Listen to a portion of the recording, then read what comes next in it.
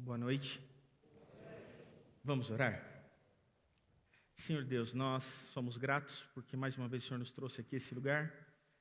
E nós queremos pedir que o Teu Espírito esteja aqui conosco, abrindo o nosso entendimento, iluminando a nossa mente. É o que nós pedimos por Jesus. Amém.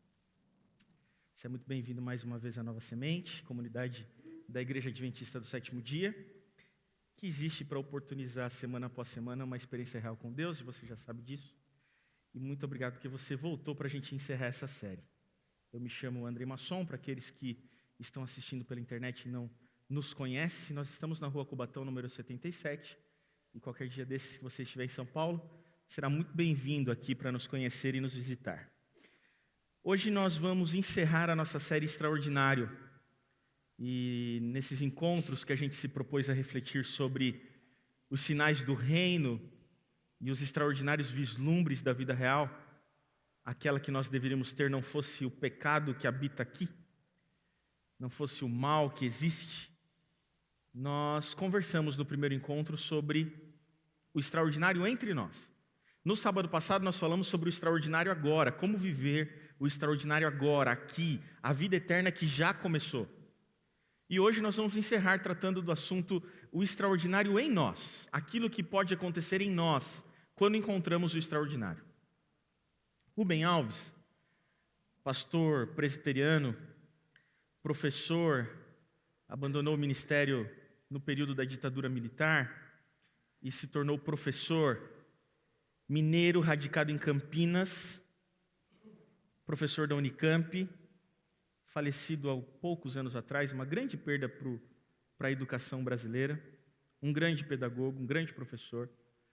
Ele, num dos seus livros chamado O Quarto de Badulaques, tratando sobre os milagres, num dos capítulos, ele provoca da seguinte maneira, eu queria começar a nossa conversa de hoje com essa provocação do Rubem Alves.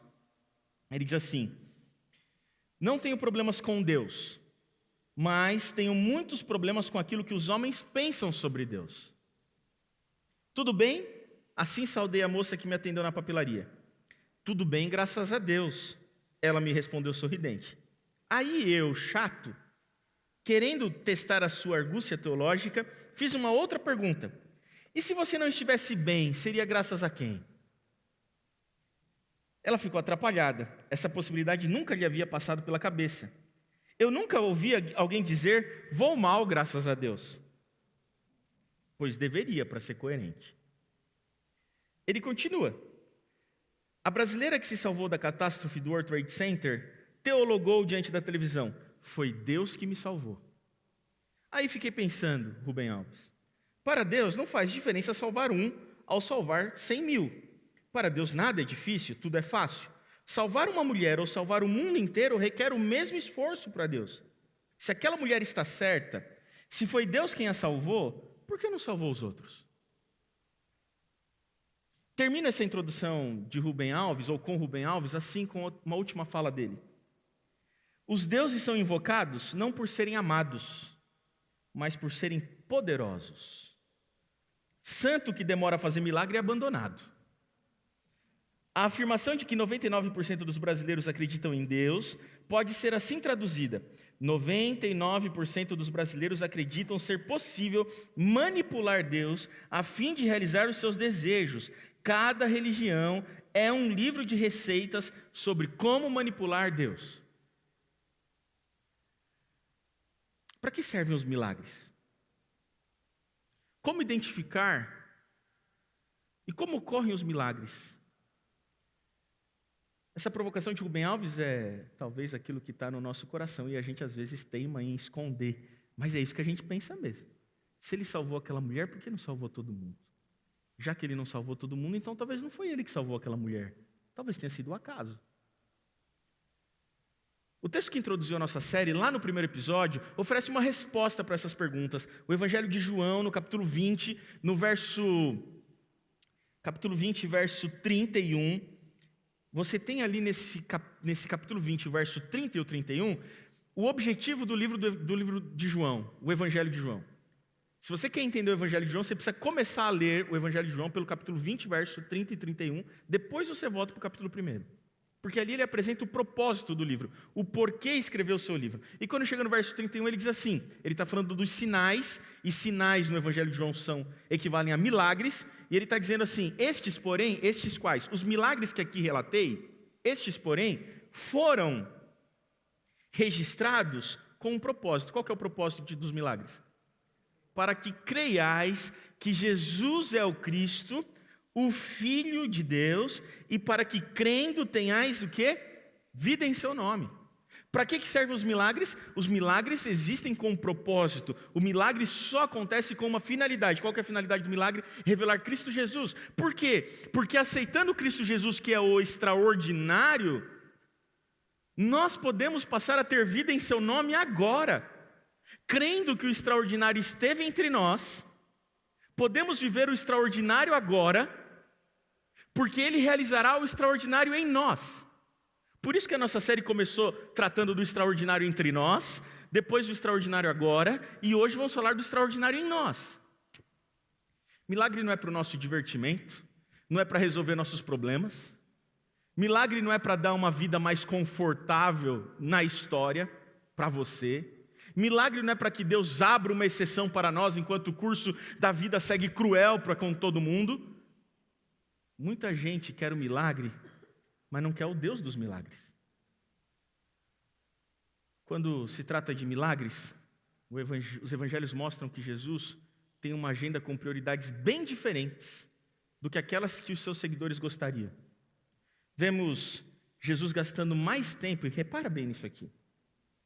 Vemos Jesus gastando mais tempo no evangelho, curando hipócritas doentes da sua hipocrisia, legalistas doentes do seu legalismo, orgulhosos doentes do seu orgulho, do que curando a saúde das pessoas. Eu não conheço muitos ministérios de televisão dedicados a curar esses problemas hoje em dia. Você não vê lá. Venha para a minha igreja que eu vou curar a tua hipocrisia. Vem para a minha igreja que aqui a gente vai curar o teu legalismo. Vem para a minha igreja que aqui a gente vai curar o teu orgulho. Essas coisas parece que não vende, né? Parece que a gente não acredita que é isso tudo. Mais do que vir para curar as suas circunstâncias nessa vida, Jesus veio para curar quem você é. Mas a gente não gosta desse Jesus que veio resolver o nosso problema do pecado. Essa é a grande verdade.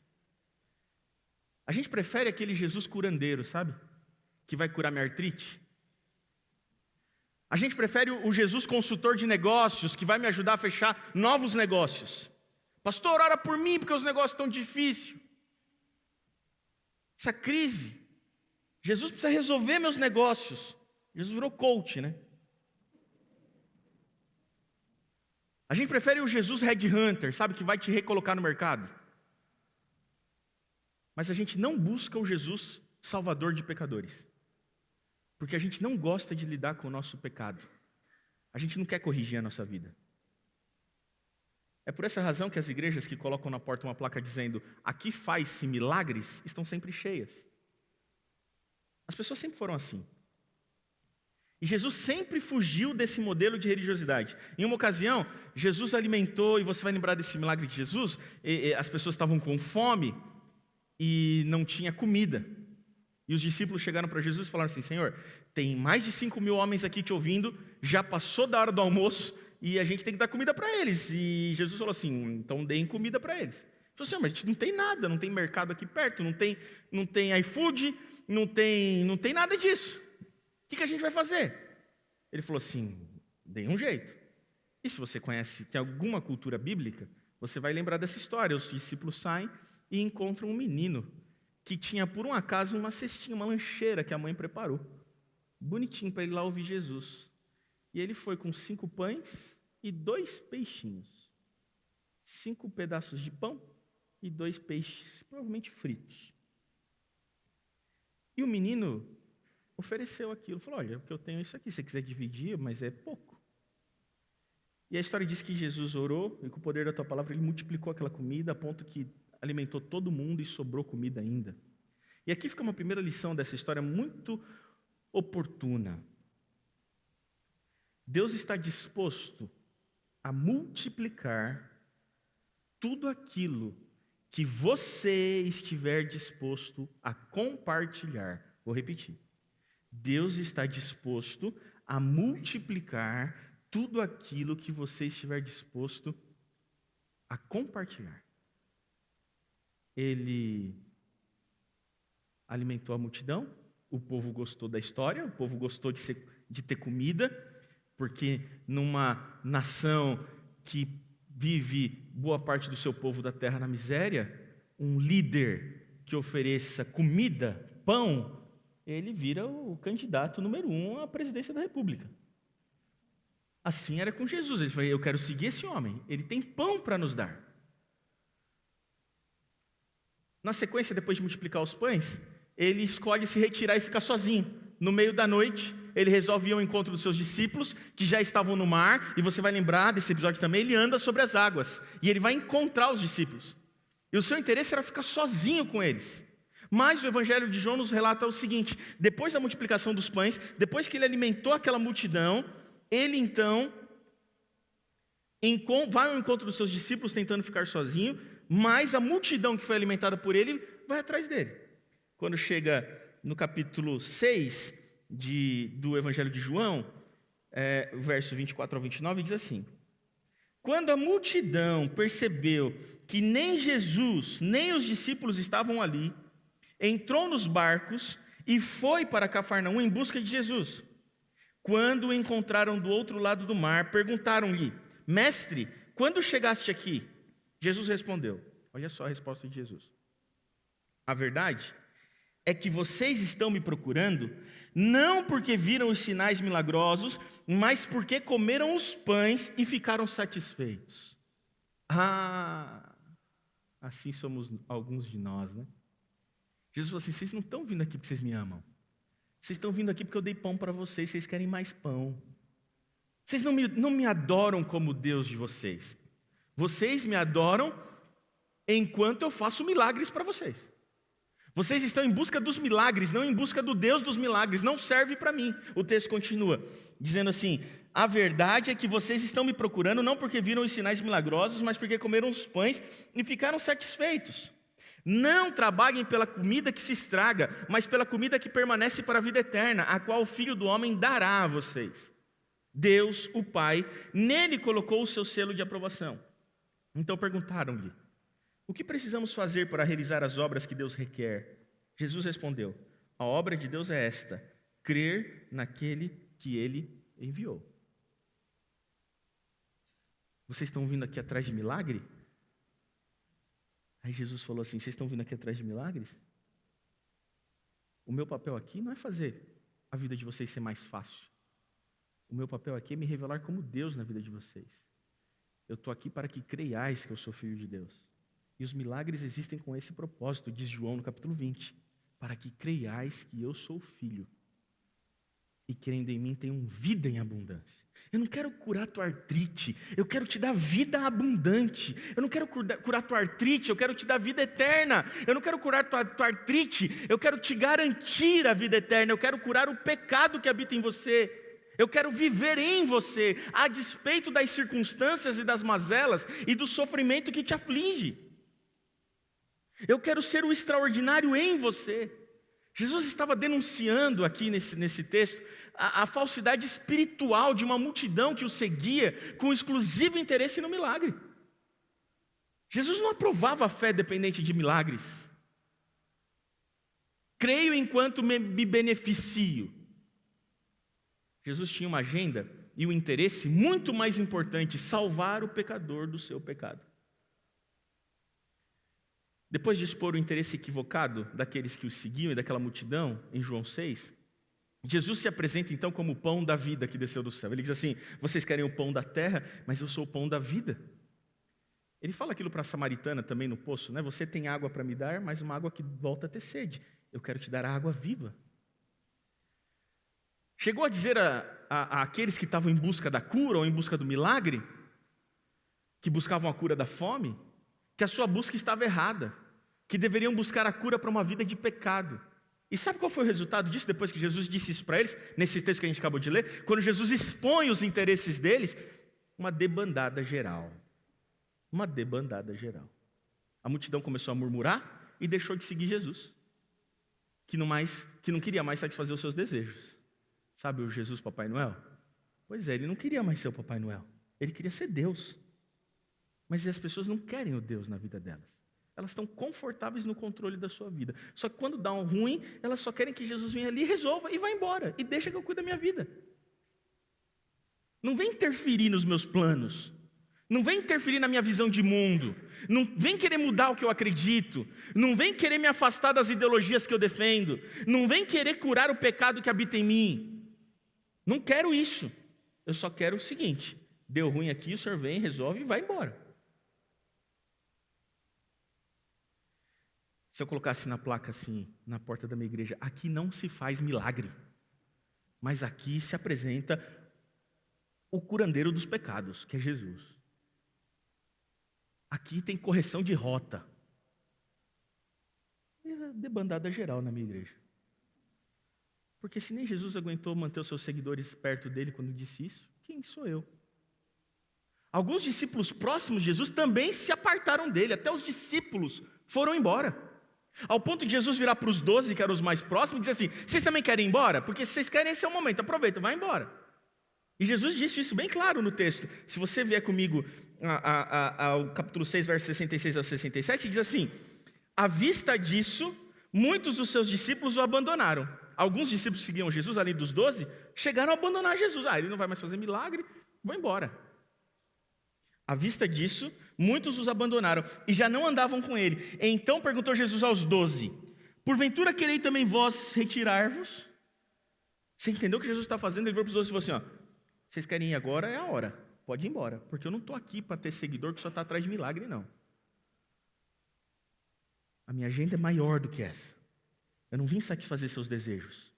Eu não vim para tornar a tua vida aqui mais feliz e mais legal. Eu não vim deixar você mais bonito e mais contente. Eu vim para morrer no teu lugar, porque você está condenado à morte pelo pecado que habita em você. Você entendeu isso? O autor cristão Philip Yancey, um jornalista,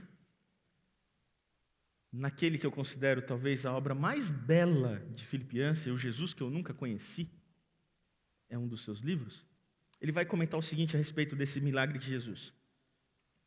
A multiplicação dos pães para alimentar os 5.000 ilustra por que Jesus, com todos os poderes sobrenaturais à sua disposição, demonstrou tal ambivalência para com os milagres. Eles atraíram multidões de aplausos, sim, mas raramente encorajaram o arrependimento e uma fé duradoura. Ele estava trazendo uma mensagem dura de obediência e sacrifício, não um espetáculo de segunda categoria para as basbaquês dos amantes de sensacionalismo. Às vezes a gente fica refletindo como Rubem Alves, né? Por que os milagres são tão ambíguos? Por que Jesus realizou um milagre aqui e não realizou ali? Por que um salvou, outro não salvou? Por que ele não resolveu o problema de todo mundo se ele podia, com uma estalar de dedos? Porque Deus não trabalha no ramo dos milagres. Ele trabalha no ramo da restauração do pecado. A gente deturpa o extraordinário. Ainda hoje, a alta demanda por milagres criou um mercado de charlatanismo e exploração através de uma teologia que se aproveita especialmente dos mais carentes, chamada teologia da prosperidade. E basta você ligar a TV por aí e você vai ver essa nefasta teologia. A teologia da prosperidade é aquela teologia que barganha com você, que diz assim: Deus quer curar você se você for liberal e trouxer o dinheiro aqui.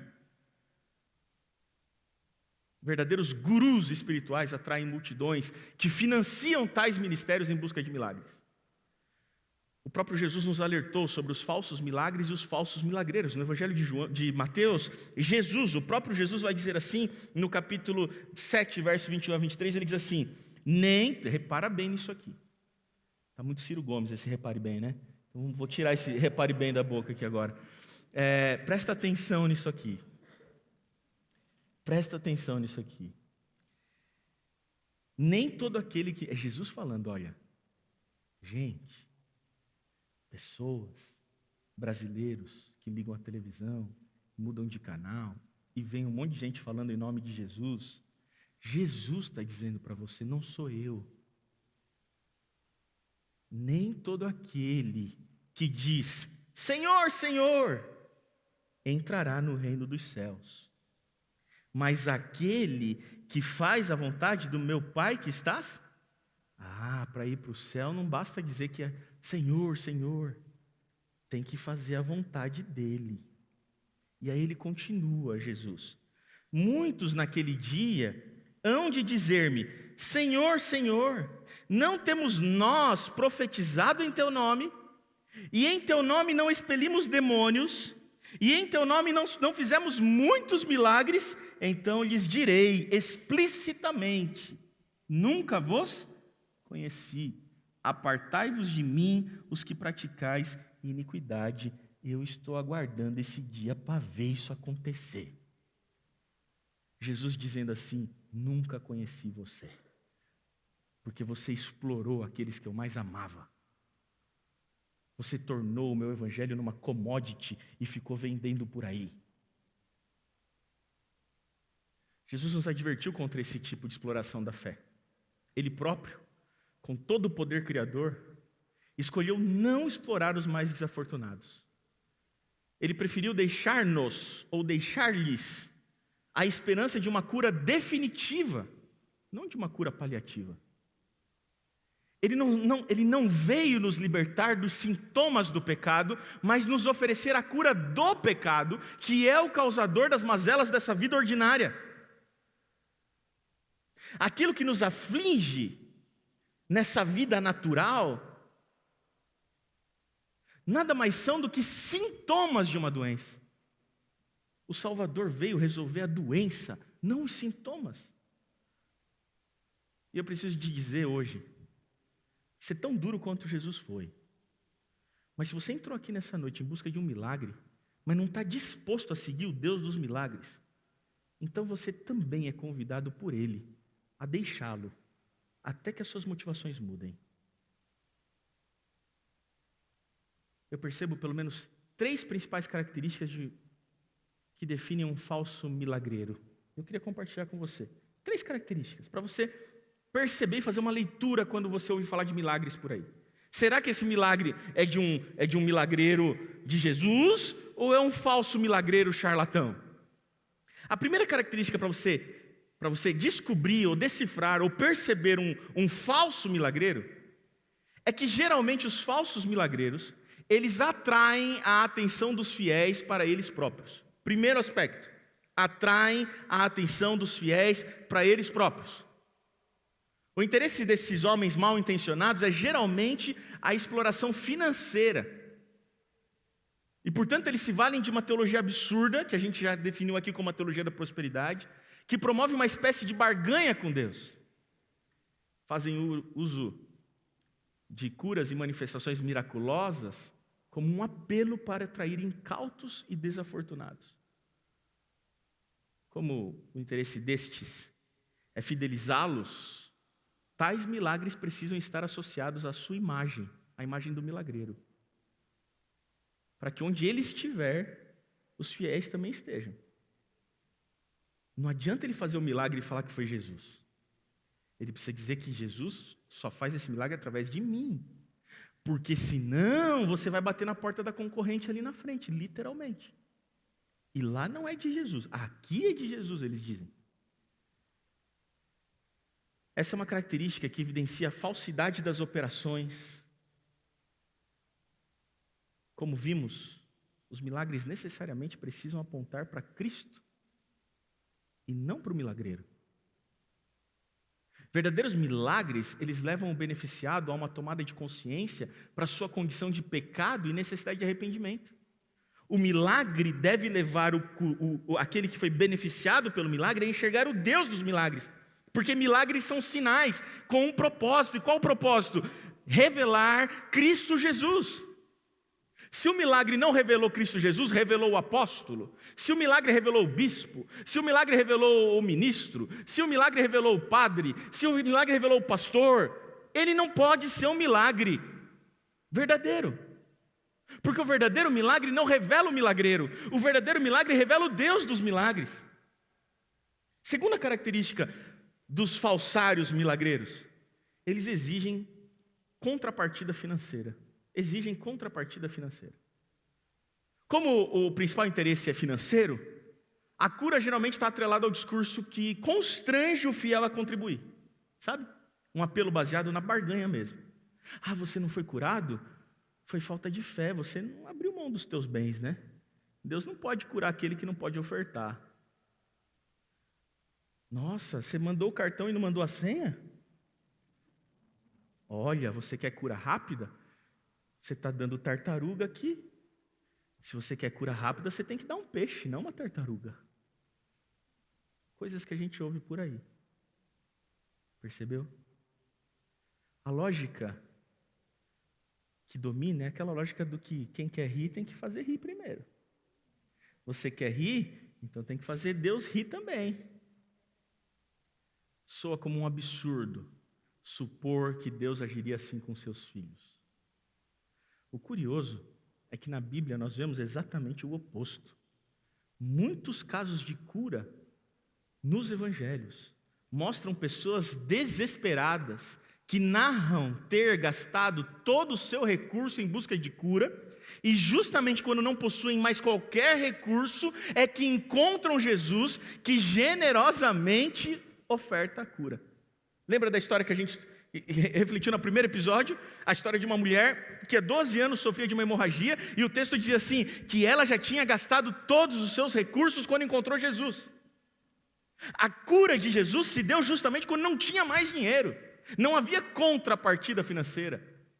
O interesse financeiro é fator definitivo para perceber quem está atuando por trás do guru espiritual. Como repara Augustus Nicodemos, reverendo presbiteriano, que admiro muito, Augustus Nicodemos, numa das suas obras, ele vai dizer assim, olha só que curioso.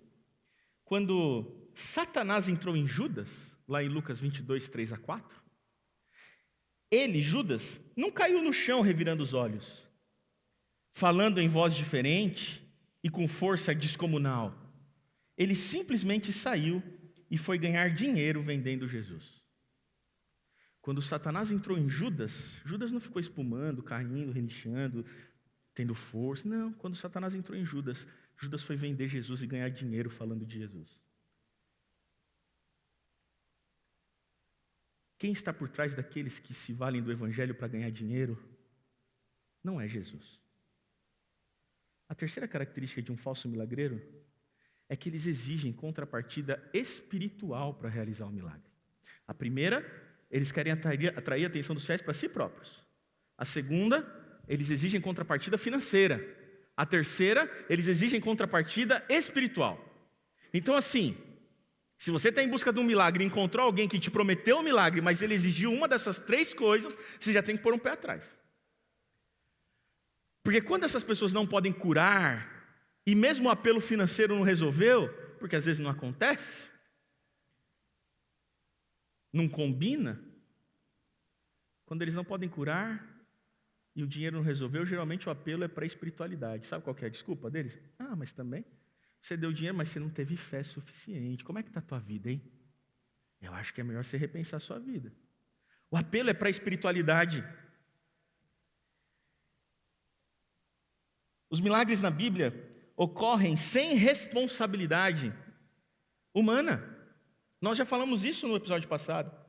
Mesmo quando é dito assim, a tua fé te salvou, o sentido disso é que a dependência total de um ser não merecedor entendeu que deveria depender do ser misericordioso que oportunizou a cura. Vou explicar melhor. O Evangelho nos diz, quando ele diz assim, a tua fé te salvou, ele significa que a pessoa entendeu que ele não era merecedor de nada e que ele não tinha sequer o direito de receber a cura, mas ele creu naquele que pode oferecer cura. Não porque ele tem algo a oferecer em troca espiritualmente, mas porque aquele que ele crê é misericordioso. Mais triste do que a exploração financeira é a exploração espiritual. Atribuir ao pecador a culpa por Deus não efetuar o milagre ou a cura. Ah, você está doente? Ah, Deus não vai operar um milagre em você, né? Porque assim, você sabia, né, que não podia comer aquele chocolate lá. Não sabia que você não podia beber aquelas coisas. Você sabia, você já estava sabendo, mas você insistiu, você continuou bebendo aquilo, usando aquilo outro. Agora Deus não vai poder te curar, né? Como se o milagre dependesse de você e não do Deus dos milagres. Isso pode parecer lógico para nós, mas não para a lógica de Deus. Nos evangelhos, ele repreendeu essa lógica certa vez.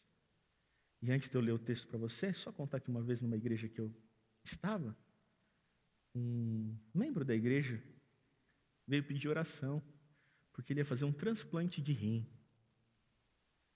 E um destes, que achavam que a lógica do milagre depende do homem e não de Deus, ele disse assim, mas como é que você quer ser curado, né? Porque assim, você perdeu as funções renais, mas também você vive bebendo Coca-Cola, né?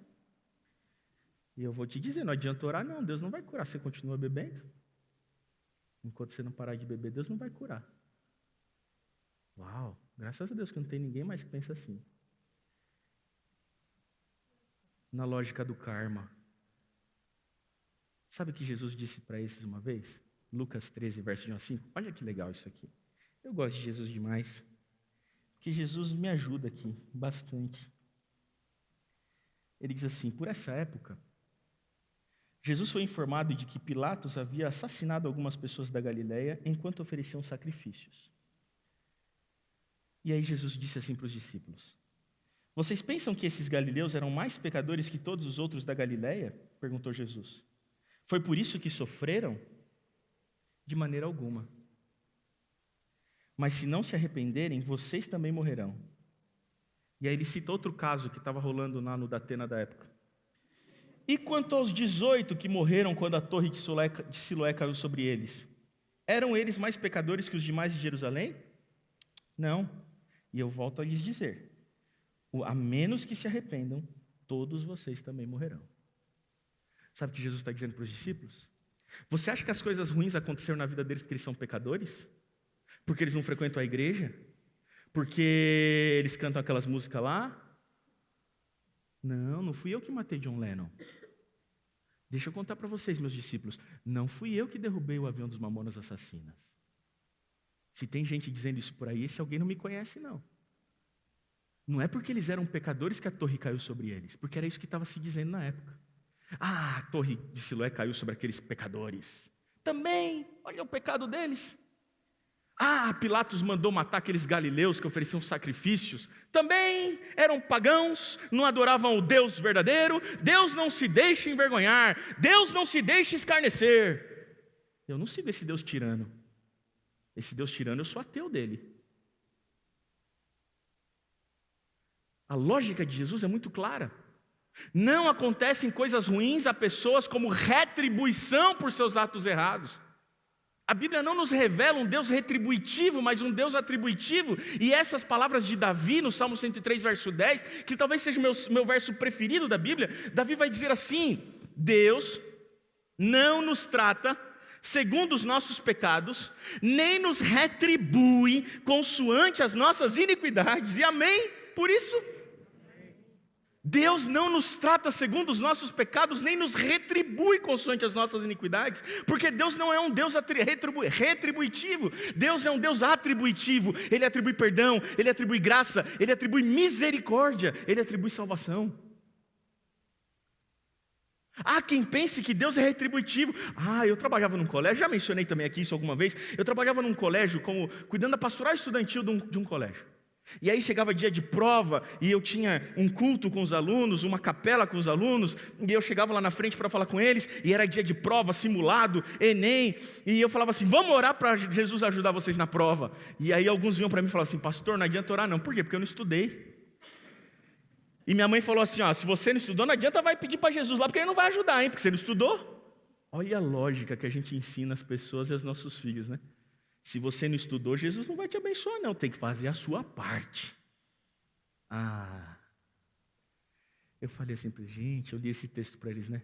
Fiquem em paz. Deus não nos trata conforme os nossos pecados, nem nos retribui consoante as nossas iniquidades. Se você não estudou, é agora que tem que orar mesmo. Porque já que você não estudou, só um milagre mesmo para resolver isso aí. É bom que você creia muito e peça muito para ele ajudar. Porque se ele tiver misericórdia, ele vai fazer. Agora, essa lógica nefasta de que Deus retribui, ela não é bíblica. Ela não combina com o que Jesus disse, nem com o que Davi disse, e nem com o que os evangelhos nos narram. Mas o que significa que ele quer realizar o extraordinário em nós? Quando então a gente pode esperar que o extraordinário aconteça em nós? Essa história que eu quero ler fecha bem essa nossa conversa dessa série. Uma história bem conhecida. Evangelho de Marcos, capítulo 5. Evangelho de Marcos, capítulo 5. O Evangelho de Marcos foi o primeiro evangelho a ser escrito. Dele saíram Mateus e Lucas. Marcos serviu como base para os textos de Lucas e de Mateus. E quando chegou no capítulo 5, do verso 10, no capítulo 10, desculpa, Marcos 10, não 5. Estou dizendo errado aqui para vocês. Marcos 10, verso 46 em diante, a Bíblia nos narra essa história, linda história. E a gente vai encerrar nossa série com essa história. Diz assim: e foram para Jericó.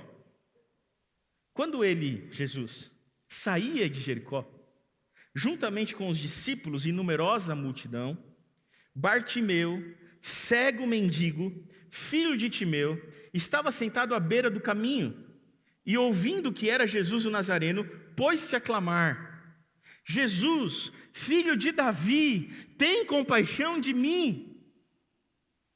Jesus, filho de Davi, tem compaixão de mim. E muitos o repreendiam para que se calasse, mas ele cada vez gritava mais: Filho de Davi, tem misericórdia de mim. Parou Jesus e disse: chamai-o. Chamaram então o cego, dizendo-lhe: tem bom ânimo, levanta-te, ele te chama. Lançando de si a capa, levantou-se de um salto e foi ter com Jesus. Perguntou-lhe Jesus, presta atenção na pergunta de Jesus: que queres que eu te faça? Respondeu o cego: mestre, que eu torne a ver. Então Jesus lhe disse: vai, a tua fé te salvou. E imediatamente tornou a ver. E o que ele fazia? E seguia Jesus estrada afora. Que milagre. Que história. A cegueira ela era muito comum no Egito. Não só no Egito, como também em Israel. Na realidade, em todos os países árabes. A pobreza, as condições sanitárias deficientes, a luz do sol muito brilhante, o calor excessivo, as tempestades de areia nos desertos, alguns por conta de ferimentos de guerra. Esses eram alguns dos fatores que causavam a cegueira. Mas, mais do que isso, eles também eram ignorantes em relação às infecções. Os organismos infecciosos não tinham um tratamento sanitário adequado. Mas tinha uma cegueira que era cegueira de nascimento. E alguns estudiosos da época dizem que essa cegueira de nascimento ela era principalmente fruto de uma infecção contraída ainda no útero. Fruto de alguma infecção mal resolvida no sistema reprodutivo da própria mãe. Um importante historiador dos tempos bíblicos, chamado Henry Daniel Hopes, ele vai dizer o seguinte sobre esses casos. Ele diz assim, no seu livro A Vida Diária nos Dias de Jesus: os verões quentes, com sua luz brilhante e o pó, que se infiltrava em toda parte, causavam surtos de doenças oftálmicas. Isto continua a acontecer, pois nos dias de hoje o Hospital Oftálmico de São João de Jerusalém trata de 20.000 pacientes por dia. Por dia. Olha como aquela região era uma região vulnerável à cegueira. Era muito mais comum do que hoje encontrar cegos desorientados às margens das estradas, esmolando por ofício. A profissão daquele homem era esmolar, do Bartimeu. O texto diz que Jesus, e aqui é a primeira percepção do texto, importante para nós nessa noite, o texto nos diz que Jesus parou. Se você vier a Marcos 10:49, diz assim: Jesus parou e disse: chamem-no. Imagina a agenda de Jesus. Mesmo em meio à sua agenda, Jesus foi capaz de parar. Sabe o que ele fez? Ele abaixou o vidro no farol. Quando ele se detém nessa história, Jesus está prestando um absoluto tributo à pessoa em necessidade. Ele para em completa atenção a esse pobre cego esquecido de todos, que está marginalizado pelo sistema social e principalmente pelo sistema religioso dos dias de Jesus. Esse cego era a personificação precisa do termo marginalizado, aquele que fica à margem do caminho, enquanto os outros passam e avançam. Aquele homem estava à margem do caminho, todo mundo passava e ele estava ali, na margem da estrada.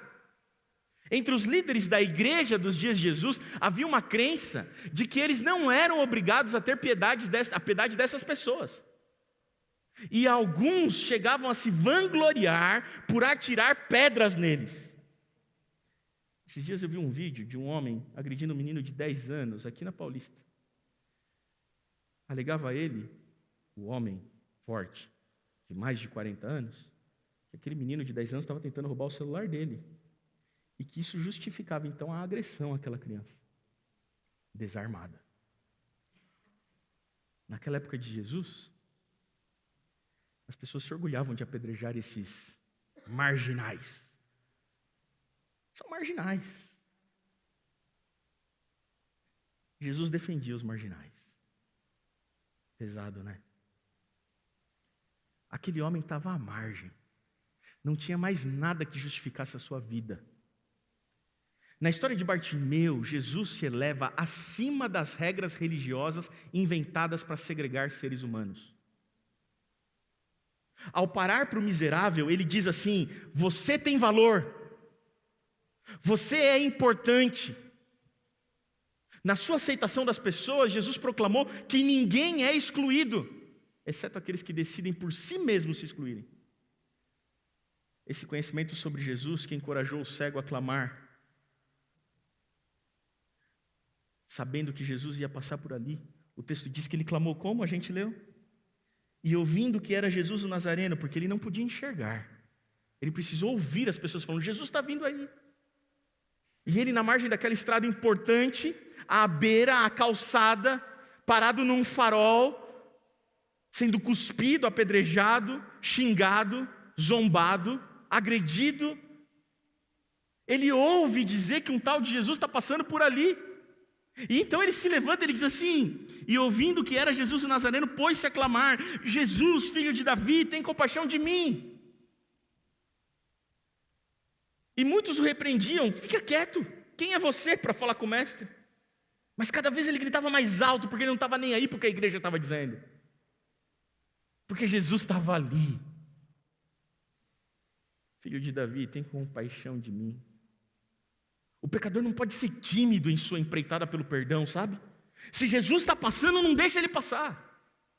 Se Jesus está falando com você agora, agarra essa oportunidade. Agarra ele e diz assim: tem compaixão de mim, o Senhor sabe tudo o que eu fiz. O Senhor conhece todos os esqueletos no meu armário. O Senhor sabe que eu não sou gente boa, eu sou gente ruim mesmo. Mas tem compaixão de mim. Porque só o Senhor pode ter compaixão de mim.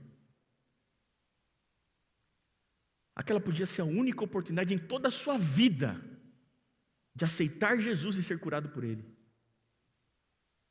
Mas o medo imposto pela religião, de que nós não somos merecedores, muitas vezes nos bloqueia o acesso ao milagre. Às vezes a gente até quer o milagre, mas a gente fala assim: não, mas eu não mereço.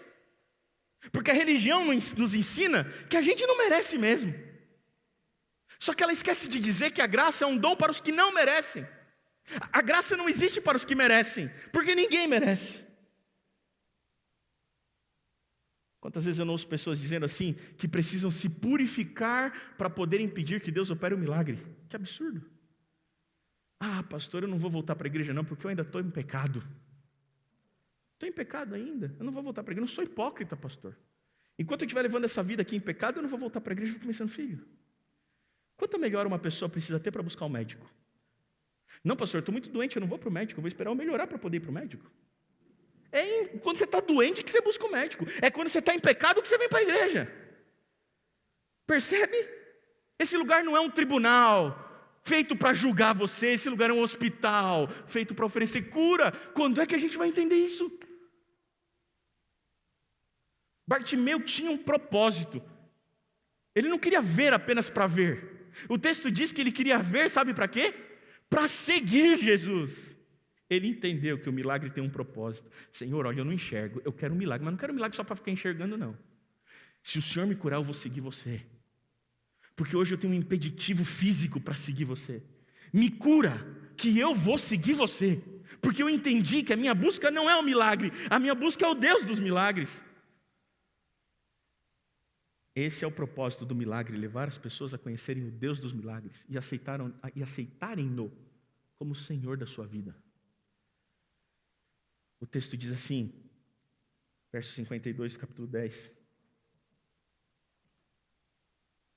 Então Jesus lhe disse, vai, a tua fé te salvou. E imediatamente tornou a ver e seguia Jesus estrada fora. Esse é o chamado do Deus dos milagres. Um chamado ao discipulado. Vem e me segue, que eu vou te mostrar como posso transformar a sua vida. Vem e me segue, que eu vou transformar a sua vida. Eu vou fazer o extraordinário em você. Enquanto os próprios discípulos de Jesus queriam cargos, aquele miserável queria aquilo que só Cristo podia dar: salvação. Me salva, Senhor. Os discípulos mais próximos de Jesus, no mesmo capítulo 10 de Marcos, uma história antes dessa, Tiago e João, pediram cargos para Jesus. Senhor, posso sentar quando o Senhor no teu reino, um à tua direita, outro à tua esquerda? Esse era o pedido dos discípulos de Jesus.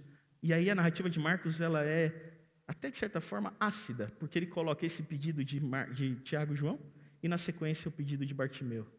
Bartimeu não queria um cargo, Bartimeu queria a salvação. Ele queria o Deus dos milagres. Outra coisa que me incomoda nessa história é a pergunta de Jesus. Ainda no capítulo 10, o verso 51, diz o seguinte: perguntou Jesus, o que queres que eu te faça? Respondeu o cego, mestre, que eu torne a ver. Essa pergunta me incomoda.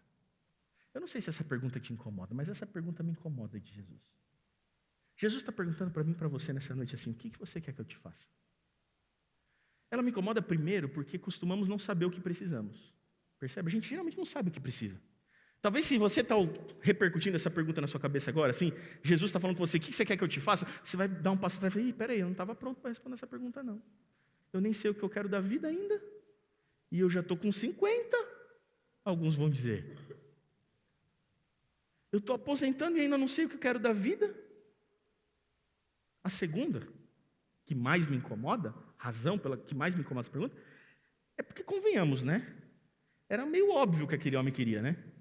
Ele era cego. Jesus estava sendo até irônico com ele, né? Parecia até um deboche de Jesus, né? Um cego pedindo uma cura e ele falou, o que você quer que eu te faça? O que ele esperava que aquele homem respondesse? Ah, Senhor, eu quero um cão guia. Ah, Senhor, eu quero uma vara para me orientar nas calçadas de São Paulo. É isso que eu estou querendo. Isso é óbvio, Senhor, eu quero enxergar. Eu sou cego, o Senhor não reparou? Como assim o que você quer? O que eu quero? Ah, mas tem um motivo nessa pergunta. Deus está olhando para você e está falando assim, o que você quer que eu te faça? O que você tem pedido para Deus, hein? Essa pergunta, o que você quer que eu te faça? É uma pergunta do tipo assim, você tem certeza mesmo que você quer que eu te cure? Você tem certeza mesmo que você quer que eu entre na tua vida? Porque eu vou te dizer, quando eu entrar na tua vida, eu vou começar a colocar as coisas em ordem. E é possível que você não goste. Quando eu entrar na tua vida, eu vou começar a corrigir as coisas. E quando eu começo a corrigir a vida das pessoas, dói. Não é legal. Ouvindo um professor tratar desse assunto, professor no seminário que eu tive, que admirei tanto no meu período de estudo, ele mencionou que um estudioso analisou casos de reversão do déficit de visão e os sintomas adversos daqueles que voltam a ver depois de um longo período de cegueira. E eu sempre imaginei que fosse uma alegria sem tamanho voltar a ver. Só que ver pela primeira vez pode ser uma experiência perturbadora e traumática. O estudo desse professor nos dizia que a primeira coisa que acontece quando alguém que não via volta a ver é que ele não sabe mais. Ele passa a ter uma séria desorientação. O primeiro sintoma de alguém que volta a ver é uma séria desorientação. Desorientação até mais severa do que quando ele perdeu a visão. Um outro sintoma de alguém que voltou a ver depois de um período longo sem ver é uma tontura súbita e o risco de quedas. Um outro sintoma de alguém que volta a ver repentinamente é um grande mal-estar no estômago e enjoos. Em resumo, a pessoa que repentinamente recebe a visão, de início ela é compelida a concluir que era melhor continuar cega. Era melhor não voltar a ver. E o que pensar então de Bartimeu, tentando seguir Jesus nessas condições? Tontura, enjoo. E quando ele tivesse que voltar para casa no fim do dia? Ele não sabia voltar porque ele nunca enxergou. Agora ele enxerga, ninguém mais vai ajudar ele. Às vezes aceitar Jesus significa que você vai perder os braços que te ajudam. Porque às vezes aceitar Jesus é um ato solitário no teu lar. E aquelas pessoas que te ajudavam começam a não querer mais te ajudar porque você está seguindo esse Jesus aí. Como é que ele faria para se proteger da luz que agora dolorosamente incomoda ele? Ele pode ver, mas ele não sabe encontrar o caminho de volta para casa. Ele estava acostumado a mendigar, agora ele tem que trabalhar, porque ninguém mais vai dar moeda para ele, porque agora ele enxerga, ele não é mais cego. Mas como que ele vai trabalhar se ele não tinha profissão? O seu emprego era justamente esmolar. A cura para Bartimeu significou a perda do seu emprego. E talvez para você aceitar Jesus signifique também a perda do seu emprego. Percebe como Jesus está dizendo: você quer mesmo que eu te cure? Você quer mesmo que eu entre na tua vida? Porque eu vou fazer uma transformação na sua vida, mas vai doer. Não vai ser fácil. Será que você ainda pode responder a pergunta de Jesus? O que você quer que eu te faça? Em uma sentença, Bartimeu não estava nada bem. E qual que era o seu problema? Ele começou a ver. Todos nós somos cegos. Nascemos cegos. Todos nós, eu e você, precisamos do milagre do ver. Você não sabia da sua cegueira espiritual? Mas você é um cego espiritual, assim como eu. E se a gente não sabia disso, Paulo vai lembrar a gente em Coríntios. Ele vai dizer assim, na sua segunda carta aos Coríntios, capítulo 4, verso 4, ele diz assim: o Deus desta era, cegou o entendimento dos descrentes, para que não vejam a luz do evangelho da glória de Cristo, que é a imagem de Deus. Nós estamos cegos, somos incapazes de ver o Cristo, somos incapazes de enxergar o extraordinário, somos cegos de entendimento e precisamos de cura. O pecado cegou o nosso entendimento no nascimento. O extraordinário em nós, mais do que nos curar de uma anomalia física, Ele quer nos oferecer uma cura espiritual. Ele em nós. O que significa voltar a ver? Significa enxergar o Pai que nos deu a vida. Como é duro você nascer cego e não poder enxergar o Pai, né? Pensa na sua cegueira espiritual. A gente não pode ver Deus. A gente queria, mas a gente não pode. Será que é dolorido não poder ver o Pai? Como será que deve ser enxergar o Pai pela primeira vez? Você lembra da história daquela menininha brasileira que a BBC contou? 2 anos de idade, foi para os Estados Unidos para fazer uma cirurgia que reverteu a sua cegueira e ela voltou a ver. Eu trouxe a imagem para você ver. É isso que significa ver pela primeira vez o pai, o cuidador ou a mãe. Dá uma olhada nesse vídeo. 1 minutinho. Pode soltar para a gente o vídeo, por favor.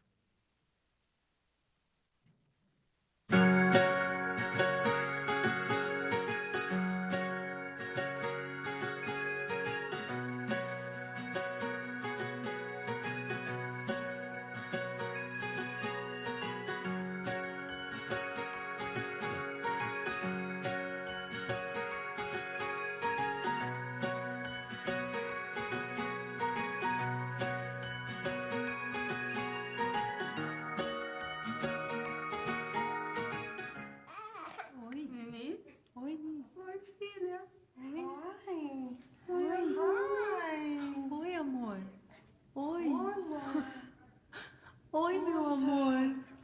Tudo bom? Oi, filha. Olha a mãe. Oh my God. Show me please.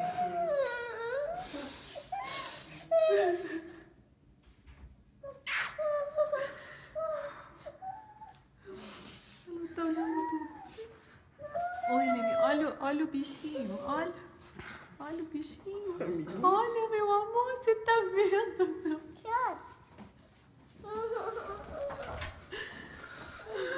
We're all crying here. We have a bunch of hysterical women.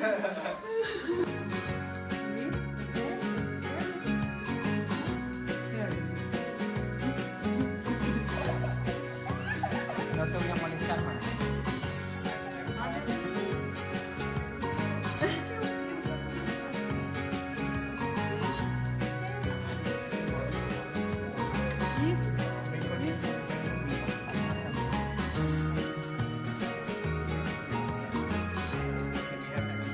Oi.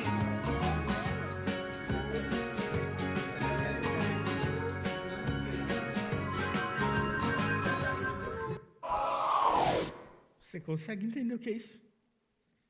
Estar separado do pai e da mãe por uma cegueira e uma surdez. Você sabe o que é a incapacidade de ver o pai? E a dor de um pai de saber que o seu filho não o enxerga e não o ouve? Deixa eu te contar, é assim que Deus se sente com a gente. O maldito pecado fez essa menininha nascer surda e cega. Mas graças a Deus pela ciência que curou a cegueira e a surdez dessa menina. Não foi um milagre, foi a ciência que curou. Mas existe uma cegueira e uma surdez que a ciência não pode curar, que é a nossa ceguez e a nossa surdez espiritual. Essa, só Deus pode curar. A gente está distante e separado do Pai, porque não podemos ver nem ouvir. Mais do que curar as suas mazelas físicas, o que eu queria te dizer nessa série é que Deus quer ter essa experiência com você. Imagina a primeira vez que Ele olhar para você e perceber que você o enxergou, nem que seja por um vulto. Imagina a alegria de Deus em saber que pela primeira vez, em uma vida de 30, 40, 50 anos, você conseguiu ouvir a voz dEle.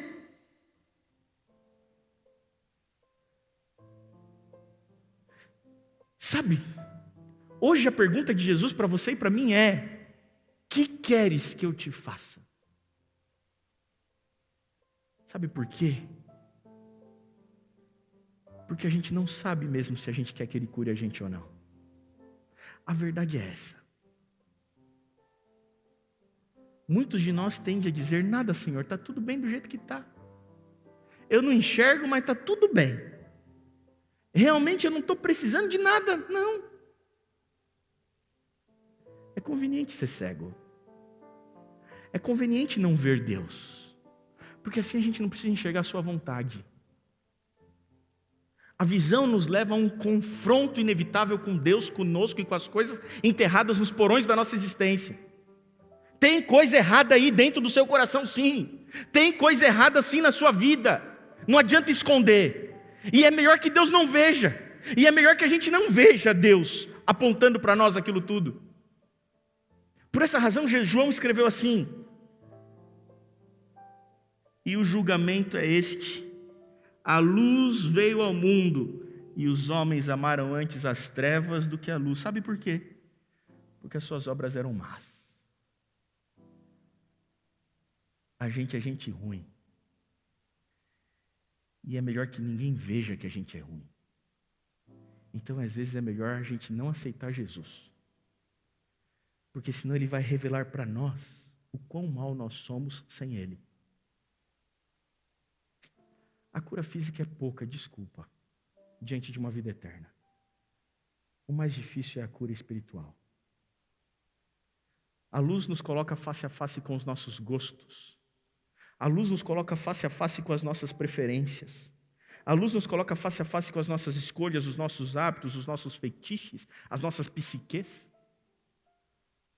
A visão nos leva ao confronto com a verdade que há coisas a serem consertadas em nossa vida, na nossa família, no nosso trabalho, nas nossas relações. Mas a gente convive bem com as trevas. Rejeitamos a luz porque ela interfere com os nossos ideais de liberdade. Eu sou livre, não sou obrigado a nada. Então Deus não me venha com os seus moralismos. Queremos ser deixados em paz nas nossas trevas. Por essa razão, Jesus afirmou assim nesse texto, que talvez seja o último que eu leia para você. É o último. João 9,39, Jesus diz assim: eu vim a esse mundo para juízo, a fim de que os que não vejam, vejam. A fim de que os que não veem, vejam. E os que veem, se tornem cegos. Eu vim para juízo. E quando eu venho para juízo, quem enxerga quer deixar de enxergar. E quem não enxerga quer enxergar. Parafraseando C.S. Lewis, um querido professor que eu tive, Amin Rodor, dizia assim: depois de Cristo, as trevas nunca mais serão as mesmas. Ele, Cristo, é como a luz do sol. Não cremos nela apenas porque a vemos, mas porque através dela podemos ver todas as coisas. A gente não crê no sol porque a gente vê a luz do sol. A gente crê no sol porque através da luz do sol a gente enxerga todas as demais coisas. Esse é o problema de Deus. A gente não crê em Deus, não é porque Ele não aparece para nós. É porque a gente tem medo de que se Ele realmente se manifeste na nossa vida, Ele vai iluminar todas as coisas, inclusive aquelas que a gente esconde. Há suficientes evidências para crer no Deus da Bíblia. A nossa rejeição a Deus não é intelectual. Há suficientes evidências para crer no Deus da Bíblia. O que a gente não gosta é da moralidade desse Deus. Por isso que a gente rejeita a Deus. O que a gente não quer é a vontade dEle, porque ela desafia a nossa. A gente quer continuar cego. Essa noite o meu desafio para você e para mim, porque eu não estou falando como um médico que diagnosticou o teu problema. Eu estou falando de um doente como você, cego, que também às vezes prefere não ver. Eu estou no mesmo lugar que você. Mas o desafio para nós nessa noite é Jesus dizendo para a gente assim: filho, o que você quer que eu te faça? Eu oro para que você escolha vê-lo. Eu oro para que você escolha ouvi-lo. Eu oro para que você escolha o extraordinário. E que Ele faça o extraordinário em nós. Mesmo que isso doa e vai doer.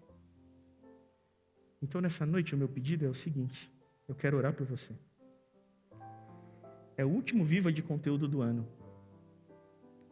No próximo sábado nós vamos ter um especial com a Deise Jacinto. Um musical, com palavra também, eu também vou falar, mas a Deise vai cantar mais. No outro sábado a gente encerra o Viva com o Viva Celebration, com o coral cantando, cantata de Natal. Então essa talvez seja a última oportunidade que eu estou tendo nesse ano de falar com você. E o meu convite para você é: você quer mesmo que Ele entre na tua vida? Você quer mesmo que Ele faça o extraordinário em você? Se você quer mesmo, eu quero que você baixe sua cabeça, feche os seus olhos, todo mundo. Quem quer e quem não quer. porque essa é uma decisão pessoal. E eu não quero que ninguém veja a de ninguém, por isso que eu quero que todos baixem a cabeça e fechem os olhos. Se você quer mesmo que Ele faça isso em você, se revele, se mostre para você hoje, você vai levantar sua mão e ninguém vai ver.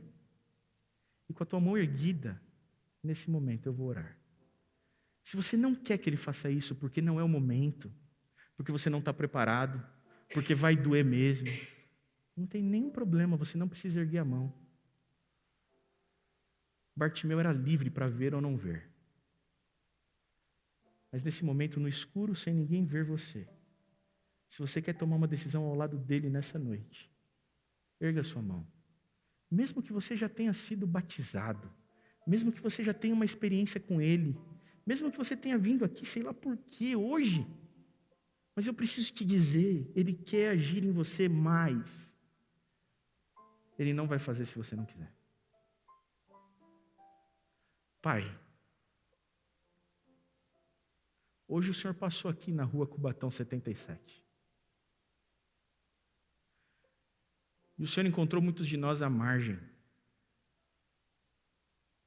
cegos e surdos, separados de Ti.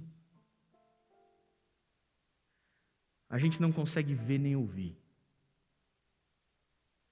E eu não sei se isso dói mais na gente ou em Ti. Mas a verdade é que o Senhor está passando por aqui, porque o extraordinário está entre nós. E o Senhor quer oferecer o extraordinário agora para nós. E eu não estou clamando aqui nessa noite, ó Pai, por cura, mesmo sabendo que o Senhor tem poder para realizar. Eu não estou pedindo para o Senhor aliviar a dor de ninguém aqui, mesmo sabendo que o Senhor pode fazer. Essa noite, o nosso pedido aqui, nos faça ver de novo, abra os nossos olhos espirituais,